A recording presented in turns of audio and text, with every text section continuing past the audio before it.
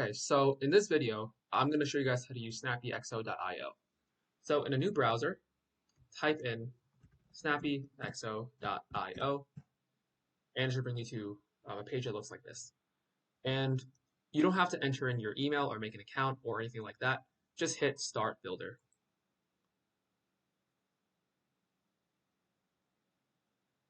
And it should bring you to a page that looks like this. And on your right here, you see all your parts.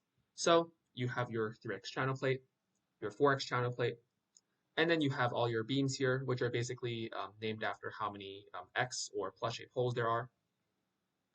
And then you have your wheel, your flange, your launcher, and then over here you have all your connectors. You have your H clips, which come in small, medium, and large. You have your L clip, C clip, slotted C clip. You have your 60-degree clips, your 30-degree clips, and then you have your moving pivots, which come in small, medium, and large. And finally, you have your fixed pivots, which also come in small, medium, and large. Okay, now if you left click anywhere on your screen and hold it down and then move your mouse around, you can actually change your view and orientation. If you want to get back to the original view, just click on this home icon here on the left. If you want to zoom in, hit this plus icon to zoom in. If you want to zoom out, hit the minus icon right below it, just like that. Okay, so let's get started with something pretty simple. So I'm going to left click on this 3x channel plate, drag it over to my work plane, and then let go. Next, I want to connect an H clip to it. So again, I'm going to left click on it, drag it over, and let go. And to connect the two pieces, it's very easy. All I need to do is click on the side of the H clip that I want to connect my thing to, and then left click on whichever hole I want to connect the H clip to. And then they automatically connect. Now, if I'm not satisfied with how they're connected, I can always click on the H clip and then rotate it until it's in the orientation that I want them to be in. Okay, so I'm happy with that, so I'm going to left click out of it. Okay, so I'm going to use another 3x channel plate, and I'm going to connect them.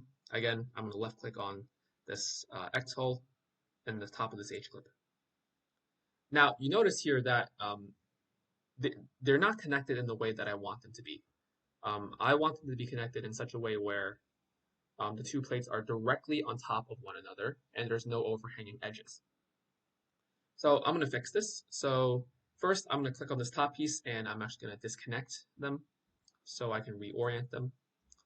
And what I actually have to do is I have to click on the underside of this hole here and then click on the top of the H clip in order to connect them in the way that I want them to be. So now that's good. I like that. And a couple more things here. If you want to move stuff around, just click on any hole, and then you have a bunch of arrows here. This arrow moves things left and right. This arrow moves things up and down. And this arrow moves things forward and back. And to delete something, just select it, hit the trash icon. If you want to delete everything, have nothing selected, and hit the trash icon. If you want to undo something, just hit this undo button, okay?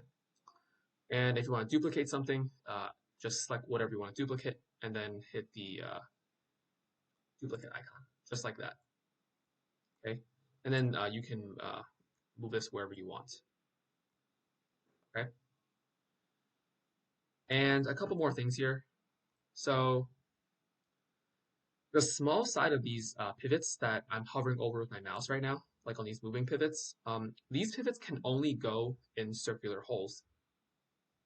And the larger side of these pivots, like those you can see on C clips and H clips, they can only go in plus-shaped holes.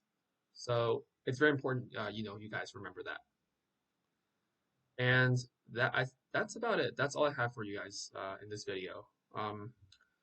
And SnappyXO.io is relatively easy and simple to use, and I hope you guys have a lot of fun with it. All right.